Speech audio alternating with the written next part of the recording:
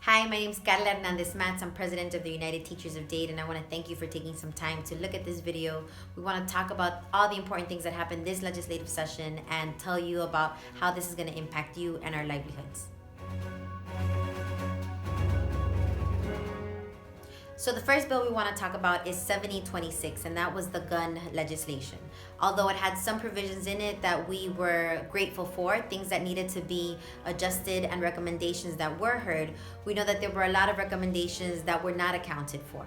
And there were certainly some things that were put in without the consent of the people it would impact, and that's us, the education workforce. Tucked into 726 is a Marshall Plan, and what that plan allows is for each school to have armed teachers, instructors, people that work on campus that carry firearms. And we believe that this is not our job. We believe that we're already underpaid. We believe that it is a shame that they would think a $500 one-time bonus would be something adequate for our workforce, when we know that we went to school and we got educated and got our degrees and came into this profession to help children and to teach children and to help them in other areas, but not to carry guns and not to be armed guards. And so we are against this provision of that plan. And although we work and live in Miami-Dade, and we know that Miami-Dade County Public Schools and the school board and superintendent do not believe that that is right for us either, it's something that worries us because it is a law. So any other school board that comes in or a superintendent that comes in could change their stance and their views on what it means in Miami-Dade County Public Schools. And we would be without a voice because they're also trying to decertify or take away our unions.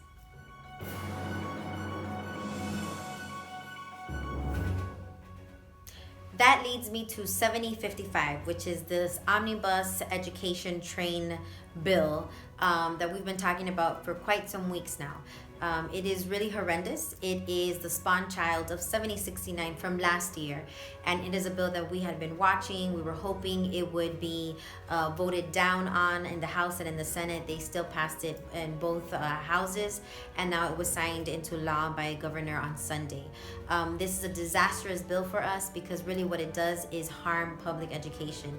It siphons millions of dollars, public tax dollars that are supposed to be destined for public education, and it siphons them off into for-profit industries, educational industries that are really aligned to a lot of these legislators. These legislators are making money off of our children. They are lining their pockets by getting money to charter schools that they are boards of, that they belong to, and it is a shame.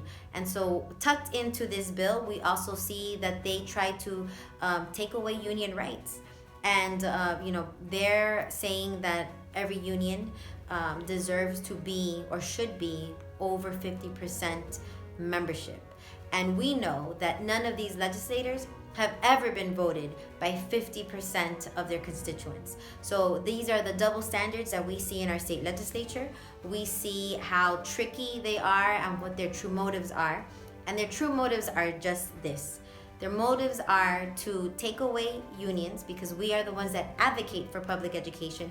We are the ones that fight for quality public education, for opportunities not only for our children but for our workforce. And they're trying to eliminate us. By eliminating us, the last barrier, then all is free. It's a free-for-all.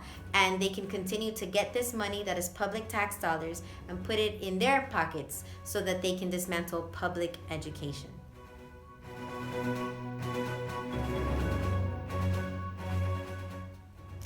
So what about our education budget? Our education budget is worse than it was last year. And let me put all of this into perspective. At the beginning of this legislative session, our governor said that we would be in a much better place because there was more money to allocate for a lot of projects. Unfortunately, we were not one of those projects that they were talking about.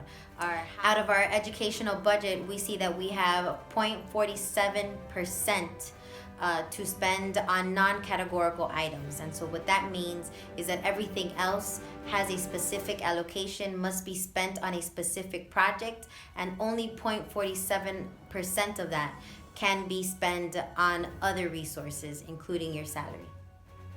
So what does all of this really mean?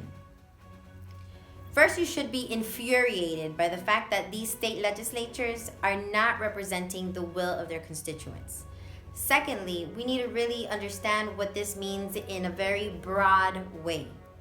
Number one, we see that they are systematically, year after year, putting great effort into dismantling public education.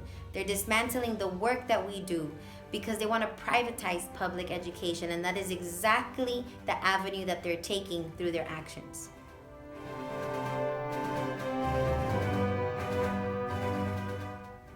And while they are just giving us crumbs in terms of education budget and what we can do for additional resources, we've had to become a little bit more creative in how we seek those budgets or those increases, because we know that we can no longer depend on our state legislature. And so we want to thank school board members like Luby Navarro, who has been working with United Teachers of Dade. She is willing to explore additional sources of revenue, of income, so that we can have a better paid workforce. And so we need you. We need you to be involved, because United Teachers of Dade is going to be asking our school board to put a referendum up on the November ballot. We need everyone to go out and vote. We need everyone to tell people what our plight is. We are struggling here when we know that we have a state legislature that is not supporting us. And so we need to make sure that we do whatever we can to create that income revenue so that we can get adequately paid and have the benefits that we so deserve. So my last point is going to be that we need to go out and vote. We have legislators that are not representing us. We have legislators that are not listening to the will of not only teachers, but parents and students who have been very vocal this legislative session.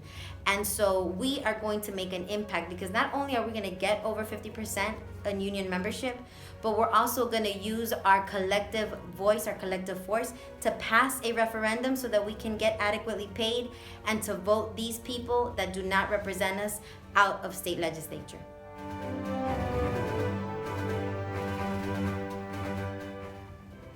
We believe that this is not only a direct attack to public education, but this is also an attack to the middle class, the working people, because we see that nationwide they are trying to dismantle unions as well, public sector unions. They want us to be at-will employees.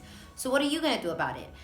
We hope that you will become active and be involved and engaged and know what the issues are, and that you will talk to your colleagues, because we have a challenge. And the challenge is that we must get over 50% membership. Is it doable? Yes, it is.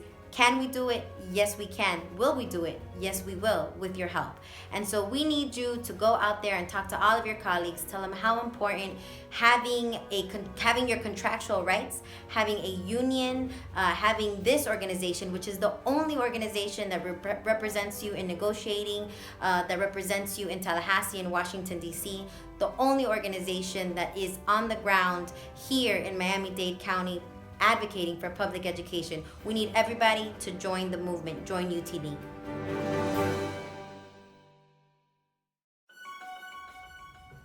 We'll be working with your worksite leadership, so see your steward if you're ready to help. Call us 305-854-0220. We want your help. We know that we need more people to be actively engaged on what's going on. Talk to your friends, tell them to join the union, and of course, we need more people to be part of this movement so we can get that referendum and so we can vote these people out.